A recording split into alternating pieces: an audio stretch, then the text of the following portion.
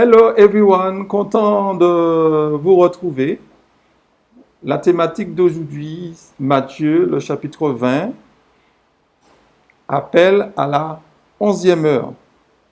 Puisse Dieu nous bénir, puisse Dieu fasse luire sur nous son esprit et que nous puissions comprendre la solennité de ce message qu'il a pour nous aujourd'hui. Que son nom soit béni, mes amis. Matthieu 20, par conséquent, je vous ai dit, Matthieu 20. Car le royaume des cieux est semblable à un maître de maison qui sortit dès le matin afin de louer des ouvriers pour sa ville. Il convint avec eux d'un denier par jour et il les envoya à sa ville. Il sortit vers la 3e heure, il en vit d'autres qui étaient sur la place sans rien faire. Il leur dit, allez aussi à ma ville et je vous donnerai ce qui sera raisonnable. Et ils y allèrent. Il sortit de nouveau vers la 6e heure et vers la 9e, il en fit de même. Étant sorti vers la 11e heure, il en trouva d'autres qui étaient sur la place. Et il leur dit, pourquoi vous tenez-vous ici toute la journée sans rien faire? Ils leur répondirent, c'est que personne ne nous a loués. Allez aussi à ma ville. Ici, nous avons un maître de maison qui sort à 5 reprises. Et quand il sort à 5 reprises, vous remarquerez que 1 heure avant le coucher du soleil, il sort. Et la question est pourquoi il sort 1 heure avant le coucher du soleil. Donc tout l'intérêt de l'étude se situe là. Vous remarquerez que les ouvriers de la 1re heure, de la 3e heure, de la 6e heure vont travailler 3 heures. Les ouvriers de la 9e heure vont travailler que 2 heures. Et les ouvriers de la 11e heure vont travailler qu'1 heure. Donc, pourquoi cette anomalie? Donc, tout l'intérêt de l'étude, je répète, se situe ici, là. Mais avant de nous concentrer sur la fin, qui sont les premiers ouvriers? Alors,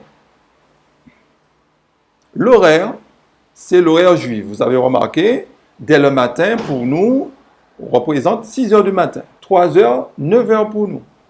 9 heures, c'est 12 heures au midi pour nous.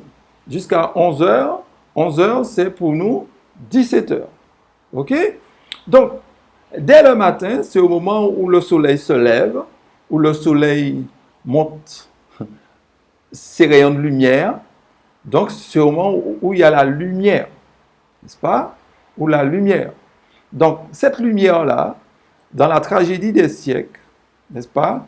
La page 9, il nous est dit, au cours des 25 premiers siècles de l'histoire de notre monde, il n'y eut pas de révélation écrite. La lumière de Dieu était transmise oralement de génération en génération. C'est au jour de Moïse que la parole écrite fit son apparition. Donc, dès le matin, symbolise au moment de la rédaction de la Bible. Okay? Au moment où Moïse va écrit de Genèse à Deutéronome. Okay?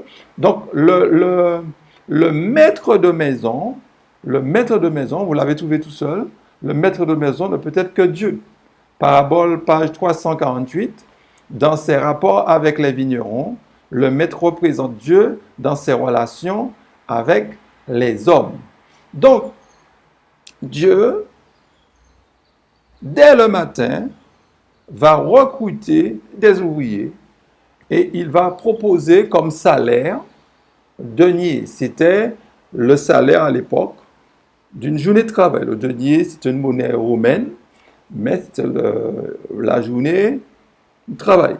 Quand on cherchait du travail à l'époque, on allait sur une grande place, on se tenait debout et les recruteurs passaient et embauchaient. Et les transactions se faisaient là. Donc Dieu va prendre cette image pour pouvoir nous illustrer une parabole prophétique. Donc dès le matin, c'est au moment où Dieu va recruter beaucoup d'ouvriers. Il ne recrute pas un ouvrier, mais beaucoup d'ouvriers, un groupe de personnes. OK? Il va leur proposer aussi un denier qui est la repentance. Non pas la repentance, qui est la vie éternelle. OK? La vie éternelle. Alors, pourquoi c'est la vie éternelle? Parce que il nous faut bien comprendre cela.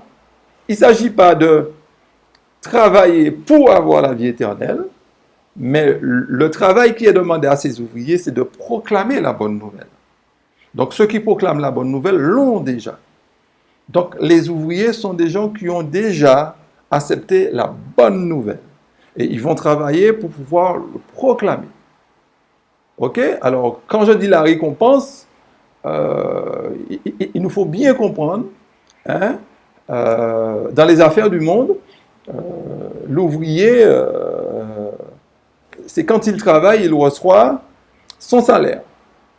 Mais Dieu, avant même de travailler, nous a déjà donné le salaire, nous a déjà donné la vie éternelle. Ok? En Jésus.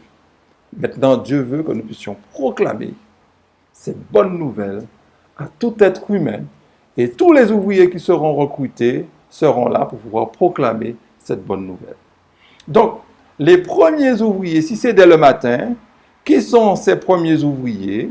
Dans Somme 105, le verset 8 à 11, il se rappelle à toujours son alliance, ses promesses pour 1000 générations, l'alliance qu'il a traitée avec Abraham et le serment qu'il a fait à Isaac. Il a érigé pour Jacob en loi, pour Israël en alliance éternelle, disant, je te donnerai le pays de Canaan comme l'héritage qui vous est échu. Donc là, vous avez compris, les ouvriers là n'est autre que les enfants d'Israël. Les enfants d'Israël avaient promis à Abraham, et les enfants d'Israël, il a conclu une alliance avec un peuple. Et le message des enfants d'Israël, c'est le judaïsme. Le message, c'était le salut révélé à travers le système cérémoniel. C'était ça, le salut, à travers le système cérémoniel. Et dans Agé 2, le verset 5, « Je reste fidèle à l'alliance que j'ai faite avec vous quand vous sortîtes d'Égypte. Et mon esprit est au milieu de vous, ne craignez pas. » Dans Exode 12, Dieu va se servir de Moïse pour recruter les ouvriers de la première heure. N'est-ce pas? Donc, résumons. Les ouvriers de la première heure représentent le judaïsme. Ok? Donc Dieu a réellement suscité ce peuple, le peuple d'Israël. Dieu les a bénis. Donc on peut l'identifier dans la Bible. Ok? But, le verset 3 de Matthieu 20, il sortit vers la 3e heure, et il en vit d'autres qui étaient sur la place sans rien faire. Alors pourquoi le maître de maison est-il sorti?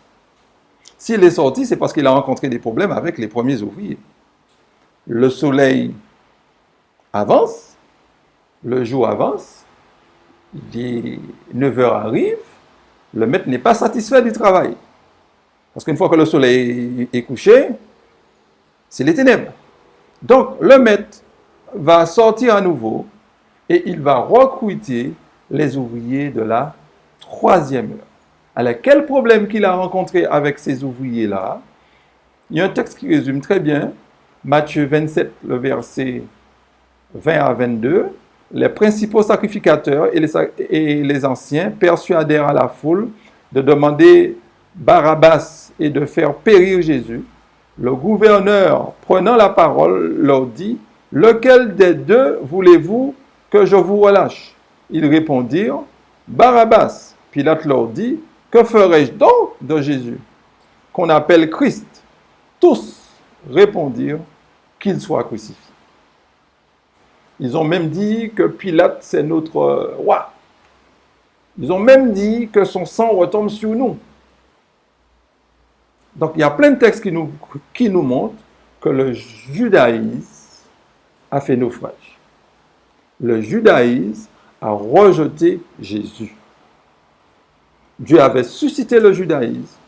Et le judaïsme, quand le Messie va venir, quand l'agneau qui ôte le péché du monde est venu, au lieu de l'accepter, qu'est-ce qu'ils ont fait? Ils l'ont crucifié. Donc, les ouvriers de la 3e heure représentent la chrétienté, la religion chrétienne. Donc, la religion chrétienne a été suscitée par Dieu Et la religion chrétienne est une addition au judaïsme. Maintenant, quand la religion chrétienne, quand ils ont rejeté Jésus, et surtout à partir de l'an 34, quand Dieu s'est tourné vers les païens, du moins le judaïsme a rejeté Christ et Christ a tiré les conséquences. Parce que Dieu ne rejette personne. Et Christ a été crucifié, d'ailleurs à la 3e heure du jour, Marc 15, verset 25. Christ a été crucifié à la 3e heure du jour. Tout cela pour nous montrer quoi, mes amis? Que les ouvriers de la première heure, qui avaient un beau message, le salut révélé à travers le système cérémoniel, ces ouvriers-là se sont montrés indignes. Et dans Parabole de Jésus-Christ, la page 256, en tant que nation, Israël n'avait pas répondu au dessein de Dieu. Ainsi, la vigne lui fut-elle enlevée, les prérogatives dont il avait abusé et l'œuvre qu'ils avaient négligée furent confiées à d'autres. Donc, ce qui prouve l'étude que nous sommes en train de voir, tiens, parce que la servante du Seigneur nous dit, les premiers qui avaient la vigne, c'était la maison d'Israël, et la vigne fut confiée à d'autres. Il suffit de nous référer à l'histoire. Quel peuple que Dieu a appelé après le judaïsme, ce n'est le christianisme. Le christianisme. Ok? Le christianisme. Et notez, le texte nous dit, verset 3, il sortit vers la 3e heure, il en vit d'autres qui étaient sur la place, sans rien faire.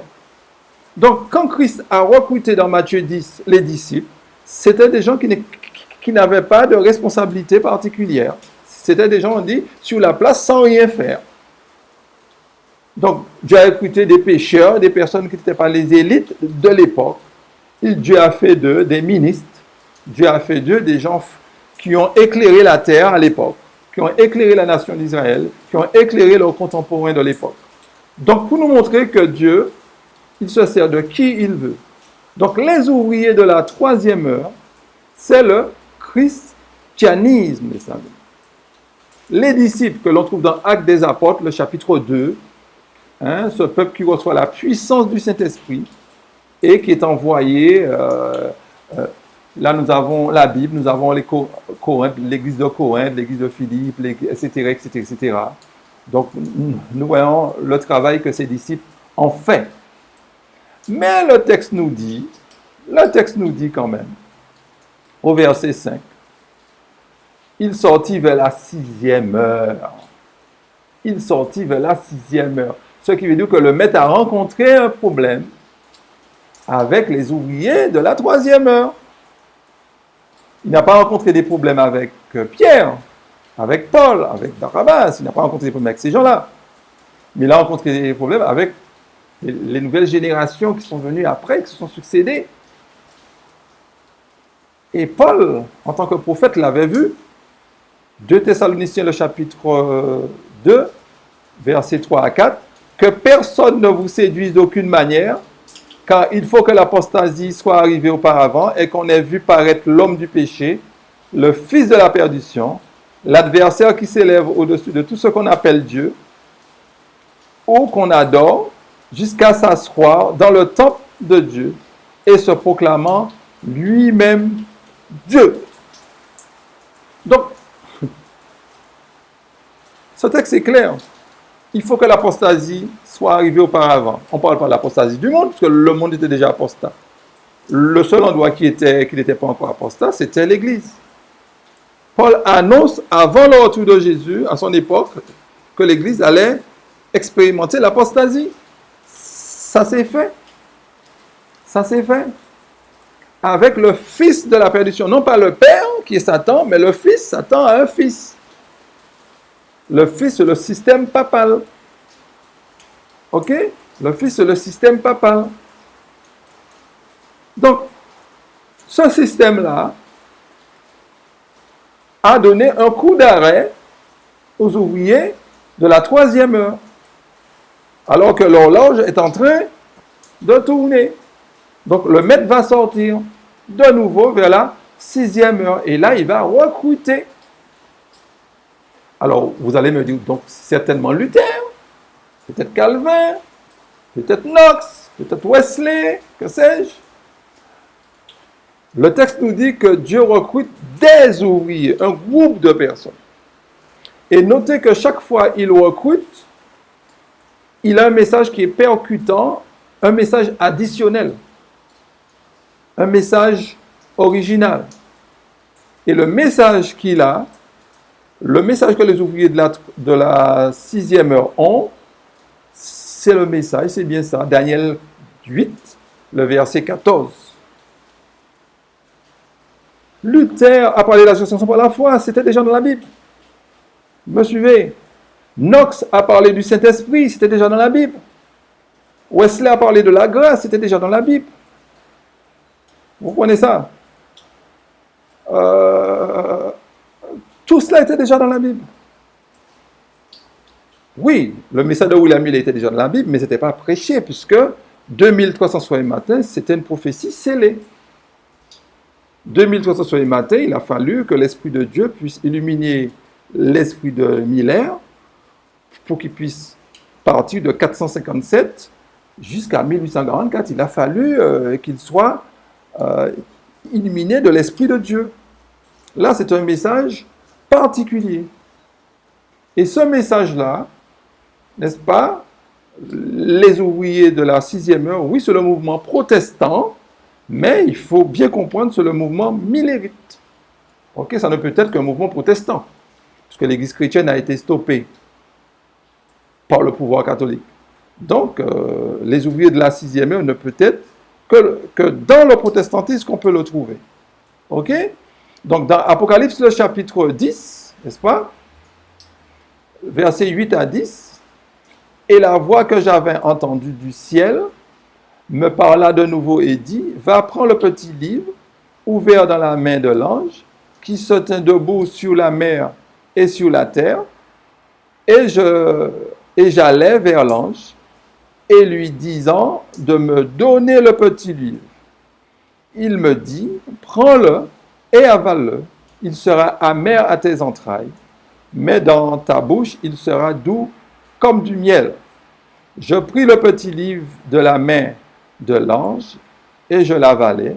Il fut dans ma bouche doux comme du miel, mais quand je l'eus avalé, mes entrailles furent remplies d'amertume. Donc, on ne mange pas le livre. Donc, c'est un message que Jean reçoit. Il doit l'ingurgiter, qu'il doit s'approprier. Le livre d'Apocalypse est un livre prophétique. Jean symbolisait des personnes qui allaient parvenir au temps de la fin et qui allaient vivre au temps de la fin, qui auraient un message merveilleux, une bonne nouvelle, mais malheureusement, la Bible nous dit, une fois digéré dans le ventre, il y aurait eu de l'amertume. Donc ce mouvement était prophétisé. Ceux qui critiquent le mouvement de William Miller, qui dit qu'il n'était pas inspiré, la Bible l'avait déjà prédit. Donc cessons de critiquer. La Bible l'avait déjà prédit. Donc Dieu n'est pas pris à recours à l'improviste. Ne croyez pas, on dit, ouais, si William Miller s'est trompé, c'est qu'il n'était pas dirigé par Dieu. Non, Dieu l'avait déjà prédit. Dieu, il est souverain. Il connaît tout. Il est omniscient. Donc, Dieu l'avait déjà prédit. Dieu avait dit que ce mouvement allait être stoppé, malheureusement. Bon, on ne va pas rentrer dans les détails pourquoi. Il l'avait dit, écoutez la vidéo, l'Église du reste. Hein, je m'attarde un peu là-dessus. Mais notez que cela produit de l'amertume. Donc, c'est pour cela que le maître a rencontré un problème avec les ouvriers de la 6e heure. Des milliers qu'ils étaient, ils sont devenus une cinquantaine de personnes. Pourquoi? Parce que beaucoup qui étaient de ce mouvement-là, ils ont entendu le retour de Jésus, ils sont arrivés, oui, Jésus revient, mais ce n'était pas vraiment sincère. C'était pas vraiment sincère. Jésus revient. Et la date butoir, c'était le 22 octobre. Donc, ils se sont conformés au plan de Dieu, à ce que Dieu demandait d'après eux, mais non. Donc, Dieu l'avait déjà prédit. Le verset 5 de Matthieu 20 Et ils y allèrent, il sortit de nouveau vers la 6e heure, et vers la 9e heure, il en fit de même. Donc, puisque le verset 10, nous voyons, ce mouvement a été stoppé, il y a eu le grand désappointement, mais l'inspiration nous dit, il sortit vers la 9e heure. Ce qui veut dire que Dieu va susciter un autre mouvement. Dieu va susciter un autre mouvement. Et je tiens à dire que cela avait été prédit dans la Bible. Les ouvriers de la 9e heure, on peut les identifier dans la Bible. Apocalypse, le chapitre 10, le verset 11. Puis on me dit, il faut que tu prophétises de nouveau sur beaucoup de peuples, de nations, de langues et de rois. Puis, après cela, après le désappointement, après les ouvriers de la 6e heure, on me dit, donc ceux qui sont restés debout, n'est-ce pas, c'est cette petite poignée de personnes, on me dit, il faut que tu prophétises de nouveau. Donc là, nous entrevoyons là maintenant les ouvriers de la 9e heure. Le message des 3 anges, le message de la Odyssée. Donc c'est bien ça, mes amis, c'est bien ça. Donc nous voyons ici le mouvement des 3 anges qui était déjà, on peut l'identifier dans la Bible. Donc le mouvement de William Miller, alors certains disent que le mouvement adventiste est basé, le 7e jour est basé sur une erreur de Miller. Le mouvement adventiste est basé sur la vérité, sur le roc. Dieu avait déjà prédit, n'est-ce pas, que le mouvement de Wheeler allait sombrer. Donc, ce qui prouve que Dieu était à l'origine. Enfin, quand il dit était à l'origine, mais Dieu l'avait déjà prédit. Les gens venaient de toutes les églises et ne croyaient pas à un sanctuaire céleste. C'est leur conception. Ils avaient une mauvaise conception du sanctuaire. Ils se sont trompés. Mais ils avaient raison sur 1844. Mais non pas le sanctuaire terrestre qui devait être purifié, mais c'était le sanctuaire céleste qui devait être purifié. Donc, les ouvriers de la 9e heure, on dit aux ouvriers de la 9e heure, il faut que tu prophétises de nouveau. Donc, si on dit de nouveau, ça veut dire que la prédication n'était pas finie, contrairement à ce que pensaient les ouvriers de la 6e heure. Vous me suivez? Donc, je vous conseille encore de réécouter, comme vous le dites souvent, il faut réécouter ces études-là parce qu'il y a beaucoup d'informations qui sont données. Premier écrit, la page 16 en chiffres romains, l'expérience de ces croyants et l'œuvre qui leur restait à accomplir, il les trouvait dans les derniers versets d'Apocalypse 10. L'attente des adventistes devait être révisée. Dieu les avait conduits et les conduisait encore. Il y avait parmi eux une jeune fille, Hélène Armand, qui en décembre 1844, à peine 2 mois après le désappointement, reçut de Dieu une révélation prophétique. Donc, vous remarquerez que la servante du Seigneur, du moins premier écrit, on a répertorié, on nous dit que cette expérience-là, dans les derniers versets d'Apocalypse 10, on retrouve notre mouvement. Il faut qu'on sache pourquoi, mes amis, nous faisons partie du peuple de Dieu, de la Odyssée. La Odyssée veut dire peuple du jugement. Peuple du jugement. Donc, qui prouve que la 7e église, la Odyssée, ainsi que le message des 3 ans, ces 2 messages vont de pair, mes amis. Donc, l'église représente le message des 3 anges. Et elle a comme mission de proclamer la bonne nouvelle à travers le message du jugement. Car le jugement est une bonne nouvelle. Nous avons un message particulier. Nous ne prêchons pas comme les autres églises qui parlent de la justification par la foi. Mais notre message est particulier. Non seulement nous parlons de la justification par la foi, mais nous mettons la justification par la foi, nous l'incluons dans la thématique du jugement, dans la thématique du sanctuaire, mes amis. Car avant que Jésus ne revienne sous les nuées des cieux, il faut qu'il examine la vie de tous ceux qu'il va venir chercher.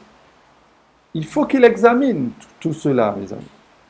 Donc, l'examen, c'est l'instruction du jugement qui a commencé en 1844. C'est ça l'instruction du jugement. Donc, il ne nous faut pas sous-estimer, mépriser ça, mes amis. Vous avez pris le baptême, étudiez vos Bibles, mes amis. Préparons-nous, car nos vies vont passer devant le trône. Et quand nos vies vont passer devant le trône, il faut que nos vies puissent glorifier Dieu. Satan dit que Dieu est un tyran. Mais nous devons montrer à travers notre vie que Dieu n'est pas un tyran, que nous sommes épanouis en lui et nous l'avons accepté avec joie. Nous n'avons pas peur du jugement parce que Dieu, n'est-ce pas, c'est notre avocat, certes, parce qu'il nous a préparés pour ce jugement. Et quand nous serons examinés, c'est la justice du Christ qui va nous couvrir. Et nous n'allons pas vivre dans le mal, nous n'allons pas vivre dans le péché, n'est-ce pas? Nous serons cachés derrière Christ. Nous serons cachés derrière Christ. Nous allons prendre Christ comme notre vêtement, comme notre justice. Donc nous avons un merveilleux message. Prêchons cette bonne nouvelle. Le jugement ne doit pas nous faire peur, mes amis. Le jugement est une bonne nouvelle. Écoutez l'étude du sanctuaire. Du sanctuaire, les deux parties, le sanctuaire première partie et le sanctuaire seconde partie. OK? Donc, mes amis, concentrons-nous. Remarquons maintenant, le maître va sortir de nouveau, verset 6. Étant sorti vers la 11e heure, il en trouva d'autres qui étaient sur la place, et il leur dit, « Pourquoi vous tenez-vous ici toute la journée sans rien faire ?» Donc, le maître va sortir à nouveau. Mais c'est bizarre. Je pensais que c'était le message de la Odyssée qui était la dernière église. Mais c'est quoi ce mouvement? Oui, c'est la dernière église. Il n'y a pas d'ambiguïté. Il n'y a pas d'autre église, c'est la dernière. Mais c'est la dernière dans une autre période. Dans une autre période. Il n'y aura pas de 8e église. La Bible parle de 7 églises. OK? C'est la 7e qui doit préparer la venue de Jésus. OK? Mais les ouvriers de la 11e heure, c'est toujours le mouvement adventiste, certes, mais à une autre période. Attends, je vais vous expliquer ça. Témoignage pour l'Église, le volume 3. Le chapitre 1, le volume, la page 12. Nous devons mettre de côté nos idées étroites, égoïstes, et nous souvenir que nous avons à accomplir une œuvre de la plus haute importance. Cette œuvre consiste à faire retentir le premier, le second et le troisième message, et à préparer ainsi la venue de cet haut ange qui éclairera la terre de sa gloire. Donc, nous devons mettre de côté ce nous-là, ce pronom-là, fait allusion à quoi? Aux membres, en tant que membres adventistes. Nous devons mettre de côté nos idées étroites et égoïstes et nous souvenir que nous avons accompli ou quoi? Une œuvre de la plus haute importance. Vous posez la question, c'est quoi cette œuvre? C'est à faire retentir les 3 messages. Premier, second, troisième. Et à préparer ainsi la venue de cet autre ange qui éclairera la terre de sa gloire. Ce qui veut dire que non seulement nous devons proclamer la bonne nouvelle à travers le message des 3 anges, mais on doit aussi préparer les membres à recevoir le message de l'autre ange. On doit nous préparer pour la seconde phase, pour la seconde période. C'est vrai, nous entendons partout, Jésus revient. Oui, Jésus revient. Adventiste, mais l'accent sur le retour de Jésus, nous avons raison. Mais avant le retour de Jésus, l'Église doit traverser une seconde période. Donc l'urgence n'est pas le retour de Jésus. L'urgence, c'est de préparer la seconde période. Maintenant, nous devons être prêts tous les jours, parce que je peux mourir à n'importe quel moment. Donc, nous devons être prêts tout moment. Mais dans l'histoire du monde, avant que Jésus ne revienne, l'Église doit traverser une autre période, la période de la 11e heure. La période de la 11e heure. Et notez ce que le texte dit, et a préparé la venue de cet autre ange qui éclairera la terre de sa gloire. Dieu s'adresse à des personnes qui connaissent la Bible. Un ange qui éclaire la terre de sa gloire. Oui, ça ressemble à Apocalypse 18, le verset 1. Après cela, je vis descendre du ciel un autre ange qui avait une grande autorité et la terre fut éclairée de sa gloire. Donc notez que la Bible annonce, n'est-ce pas, la venue d'un autre ange, mais quand cet ange viendra, la terre sera éclairée de sa gloire. Cet ange aura une grande autorité. Donc, si la Bible annonce cela confirme ce que nous venons de lire. Ce que nous venons de lire dans Témoignage pour l'Église.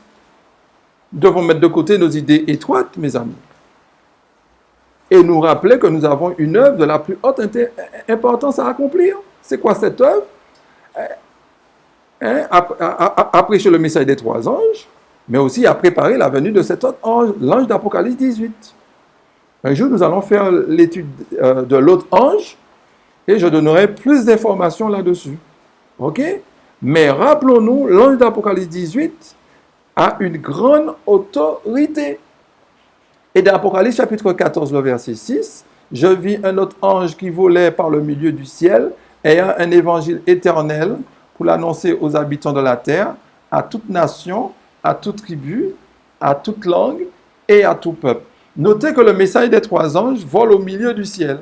Mais au moment où il vole au milieu du ciel, il prêche à tout peuple, à toute nation.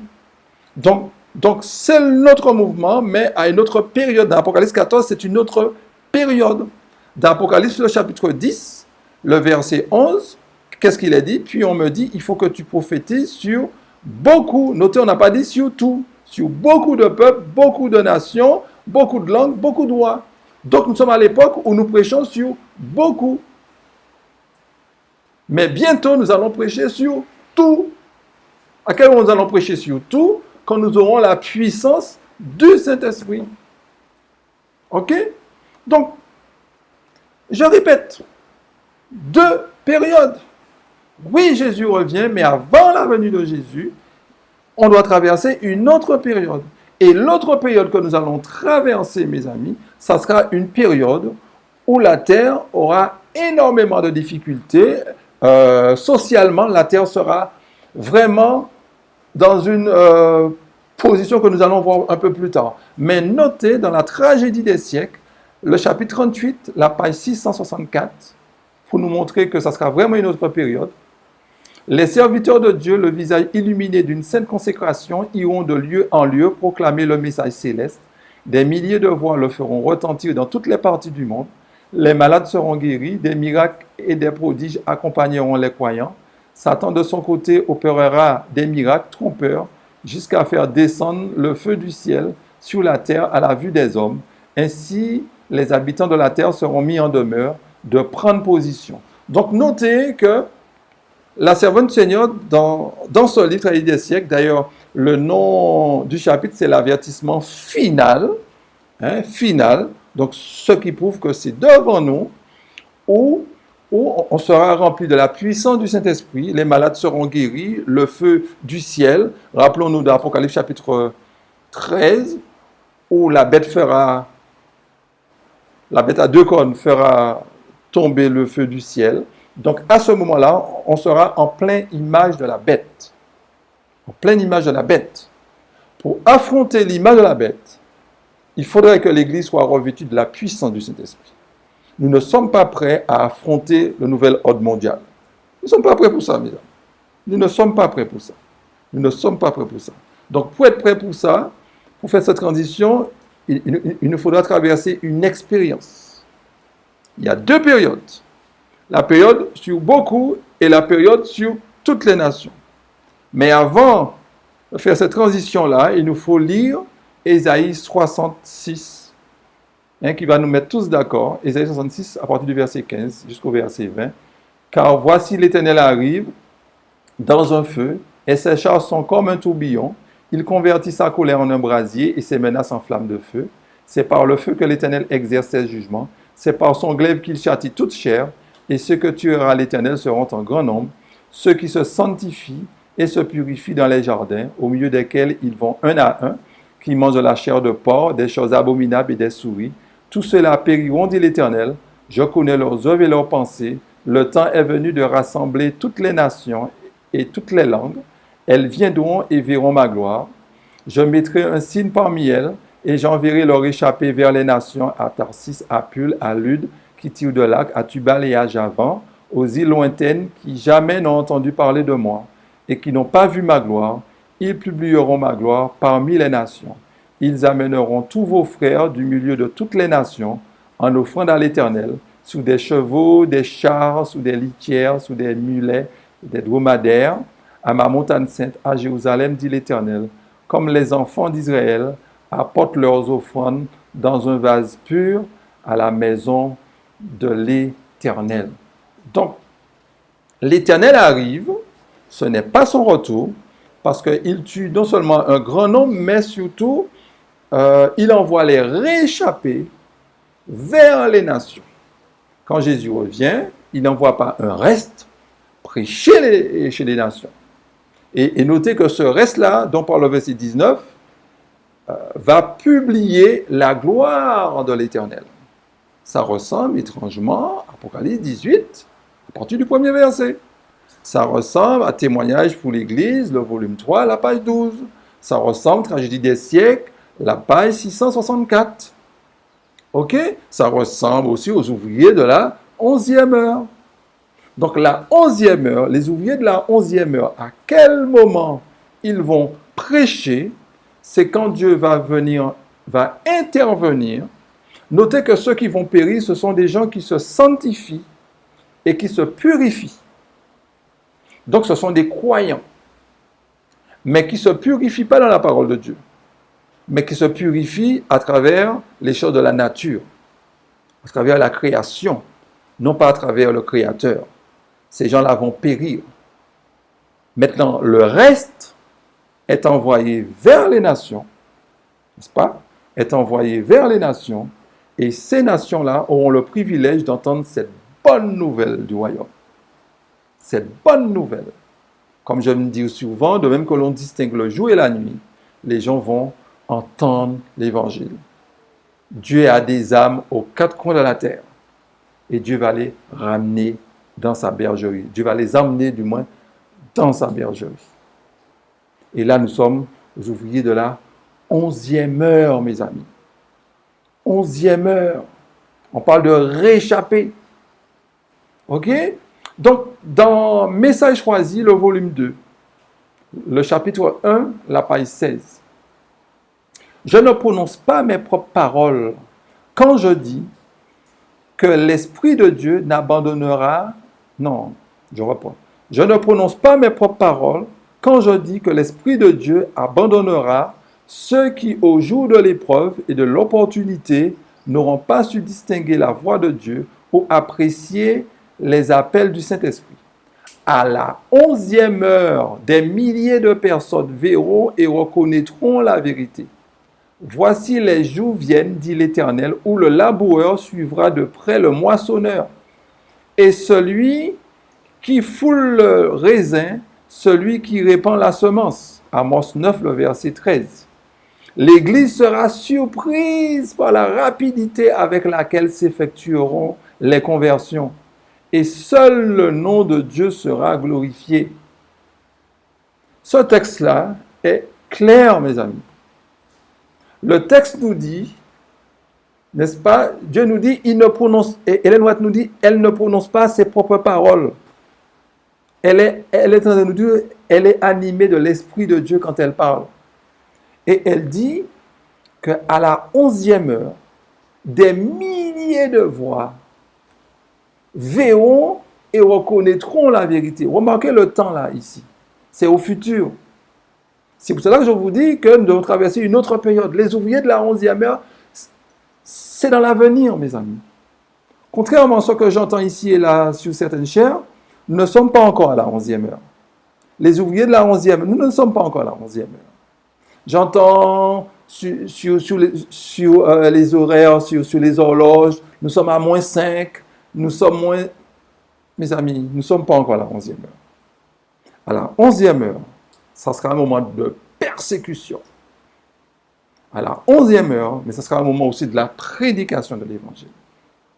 La prédication de l'évangile. Et le texte nous dit, l'Église sera surprise par la rapidité avec laquelle s'effectueront les conversions. Êtes-vous surpris de voir autant de conversions? Non, on n'est pas surpris. Non. Dans certains pays, peut-être. Et quand on parle de conversion, c'est encore discutable. C'est encore discutable. Mais quand on parle de conversion, des gens qui ont été vraiment touchés par la grâce. Donc, mes amis, la 11e heure de le futur. Nous sommes au moment du recrutement des ouvriers de la 11e heure. Nous sommes au moment où Dieu recrute les ouvriers de la 11e heure. Dieu est en train de nous préparer pour la 11e heure. Mais la 11e heure n'a pas encore sonné, mes amis. La 11e heure n'a pas encore sonné, les amis. Donc, Dieu a rencontré un problème avec les ouvriers de la 9e heure. Il sera obligé de sortir, de recruter les ouvriers de la 11e heure. Notez des gens qui étaient sur la place sans rien faire. Sans rien faire. Donc, Dieu va prendre des personnes qui n'ont pas été formées, et ces personnes-là auront le privilège de proclamer le grand cri, les amis. Ces personnes auront le privilège de proclamer, je dis bien, le grand cri. Parce que la 11e heure, c'est la même chose avec le grand cri. Il nous faut bien comprendre ça. Donc, les ouvriers de la 11e heure auront 1 heure pour proclamer le message. C'est parce qu'à 12 heures, le soleil va se coucher. À 18 heures, le soleil va se coucher. Donc, ils ont seulement qu'1 heure pour prêcher dans Babylone. Apocalypse chapitre 18, le verset 9 à 11. Et tous les rois de la terre qui se sont livrés avec elle à l'impudicité et au luxe pleureront et se lamenteront à cause d'elle. Quand ils verront la fumée de son embrasement, se tenant éloignés dans la crainte de son tourment, ils diront: malheur, malheur, la grande ville Babylone, la ville puissante, en une seule heure est venu ton jugement. Et les marchands de la terre pleurent et sont dans le deuil à cause d'elle, parce que personne n'achète leur cargaison. Vous voyez ça, mes amis? En 1 heure est venu ton jugement. Donc, ils avaient 1 heure pour proclamer le jugement de Dieu. Juste 1 heure. En 1 heure, Babylone doit être éclairée de la gloire de l'Éternel. Et les enfants se trouvant dans Babylone seront appelés à sortir de Babylone. Mais ils ont juste 1 heure. Et cette heure-là se retrouve dans Apocalypse 18. Se retrouve aussi dans Apocalypse 17, mais c'est une autre étude. Mais c'est le même aussi événement. C'est le même événement. 1 heure. Et le verset 16, il est dit: et ils diront: malheur, malheur, la grande ville qui était vêtue de fin lin, de pourpre et d'écarlate, et parée d'or, de pierres précieuses, de perles. En 1 seule heure, tant de richesses ont été détruites. C'est pour nous dire quoi, mes amis? Le grand cri, quand il sera prêché, ça sera au moment de l'image de la bête. L'image de la bête sera une forme... Satan va tromper le peuple, va tromper le monde, en proposant un système économique. Ce système économique fera l'unanimité. Tous les gouvernements seront d'accord avec. Tous les gouvernements seront d'accord avec. Gauche, droite, tout le monde sera d'accord. Les djihadistes, tout le monde sera d'accord. Ils vont tous fédérer autour des États-Unis. Nous voyons, les gens sont anti-américains, anti-français, Ne nous inquiétons pas dans ça. Pour les Russes et l'Ukraine, ne vous inquiétez pas. Tout à l'heure, ils vont se donner la main. Ne vous inquiétez pas. Les Palestiniens, là, tout cela là, ne vous inquiétez pas pour ces personnes-là. Mais bientôt, mes amis, bientôt, Le monde sera partagé en deux. Les enfants de Dieu et les gens du monde.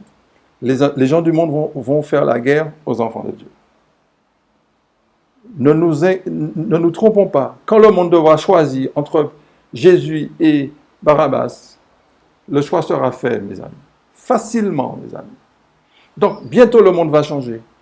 Et l'or qu'on nous parle là, ces lingots d'or, ces pierres précieuses là, pour dire que Satan va proposer de la richesse au monde, un nouveau système, nouvel ordre mondial. Les gens seront épatés par ça. Ça n'a pas marché. Puisque le fer ne s'allie pas avec l'argile. Ça va tenir un moment, le temps d'une heure. Mais après cette heure-là, l'économie va exploser. L'économie va exploser, mes amis. Va exploser. Ils jetaient de la poussière sur leur tête. Ils pleuraient et ils étaient dans le deuil. Ils criaient et disaient « Malheur, malheur, la grande ville, où se sont enrichis par son opulence tous ceux qui ont des navires sur la mer, en une seule heure ont été détruites. » Donc ça confirme encore, mes amis. Ça confirme en une seule heure, toutes ces choses seront détruites, mes amis. Ne nous attachons pas aux choses de la terre. Nos maisons là, nos belles maisons, vont rester pour les gens de Babylone bientôt. Hein. Avant le retour de Jésus, nous aurons à voir ça. Nos belles voitures vont rester pour les gens du monde, c'est eux qui vont le rouler bientôt, pour un petit moment. Donc, concentrons-nous sur notre message. Il faut savoir pourquoi Dieu nous a suscités. Et le message appelle à la 11e heure, nous dit pourquoi Dieu nous a suscités. Nous sommes maintenant à la 9e heure. Dieu est en train de recruter les ouvriers de la 11e heure. Il est en train de nous préparer pour la 11e heure. À quel moment la 11e heure va sonner? Quand Dieu aura débarrassé l'Église, n'est-ce pas? Quand Dieu va juger. Vous connaissez la rhétorique de la chaîne, on parle d'Ézéchiel chapitre 9, le jugement des vivants. Au moment du grand cri, nous sommes au moment du jugement des vivants. Les vivants devront maintenant prendre une décision tout de suite. Parce que quand Jésus reviendra, il y aura deux classes de personnes. Ceux qui vont ressusciter et ceux qui n'expérimenteront pas la mort. OK? Parmi ceux qui ne vont pas expérimenter la mort, il y aura deux classes parmi ceux qui ne vont pas expérimenter la mort. Élie n'a pas expérimenté la mort, représentait le peuple de Dieu. Enoch n'a pas expérimenté la mort, mais Enoch n'était pas israélite. Enoch va symboliser ceux qui vont sortir de Babylone, qui ne vont pas expérimenter la mort, mes amis. Donc, lors du grand cri, lors du message de la 11e heure, mes amis, le monde sera sous l'influence satanique. Les artistes que vous voyez là, les hommes politiques, les grands penseurs, les poètes, toutes ces personnes-là jouent déjà un rôle. Ils sont en train de mettre le nouvel ordre mondial, mais ce n'est pas encore à l'ordre du jour, mes amis. Ça vient au fur et à mesure. Mais ça viendra à quel moment? Et s'ils le font, on va encore reprendre ces études-là. Ça viendra après la guerre en Palestine, parce qu'il y aura une guerre en Palestine. Ça viendra après la guerre en Palestine. Ce n'est qu'après la guerre en Palestine, on pourra parler de nouvel ordre mondial. L'économie de la terre va plonger après la guerre de la Palestine. Pour le moment là, nous disons, nous sommes parvenus au temps de la fin. Nous ne sommes pas encore parvenus au temps. Oui, nous sommes au temps de la fin. Mais les toutes dernières choses ne sont pas encore arrivées, mes amis. Parce que la 11e heure n'a pas encore sonné. Mais quand la 11e heure va sonner, nous aurons une heure. Alors, ce n'est pas une heure de 60 minutes. Hein. Cette heure-là, elle est symbolique. Mais qui veut dire très peu de temps. Dieu n'a pas besoin de 2000 ans pour évangéliser la terre, mes amis. Dieu, en très peu de temps, fait le travail avec des gens consacrés. Dieu va déverser sur son peuple la puissance du Saint-Esprit, mes amis. Et en peu de temps, la terre sera éclairée de sa gloire, mes amis. Avec très peu de sel, vous donnez de la saveur à tout un repas. Avec 300 personnes, Gédéon a remporté la victoire sur un grand peuple, mes amis. Donc, Dieu n'a pas besoin des milliers, des milliers. Non, mes amis. Dieu a besoin des personnes consacrées pour faire le travail. Maintenant, Dieu est en train de nous recruter, mes amis. Le message que vous entendez, c'est vrai, il y a beaucoup de préjugés. Prenez votre temps. Écoutez. N'écoutez pas ce que vous disent les autres, mes amis. Si vous demandez à un juif, à un rabbin, est-ce que Jésus c'est le Messie? Vous pensez que le rabbin va vous dire que Jésus c'est le Messie? Si vous demandez à quelqu'un d'une autre église, qu'est-ce que vous pensez des adventistes? Vous pensez qu'il va vous dire les adventistes? Oui, oui, oui. Donc, ceux qui parlent du message, qui prêchent ce message-là, renseignez-vous avec eux, prêchez et étudiez avec eux. Ne laissez pas quelqu'un d'autre vous dire qu'est-ce que nous croyons. Sur la chaîne, nous avons suffisamment de vidéos. Il y a d'autres personnes qui font un travail remarquable dans les vidéos, qui font de très bons travail. Écoutez-les aussi. Vous verrez que les choses sont claires, mes amis. Le temps est venu, mes amis. Le temps est venu pour que vous puissiez entendre. On ne vous demande pas d'accepter, mais écoutez, mes amis. Que Dieu nous aide à comprendre que Christ est en train de recruter les ouvriers de la 11e heure. On est presque à la fin du jour. Le soleil va se coucher, le temps de grâce va se terminer. Mais avant que le soleil se couche, il est en train de recruter. Et les personnes qu'il recrute auront à prêcher la bonne nouvelle du royaume lors du grand cri. Moi, je veux faire partie, mes amis. Je veux faire partie. Et par la grâce de Dieu, je ferai partie de ce peuple, mes amis. Que Dieu nous aide à en faire partie.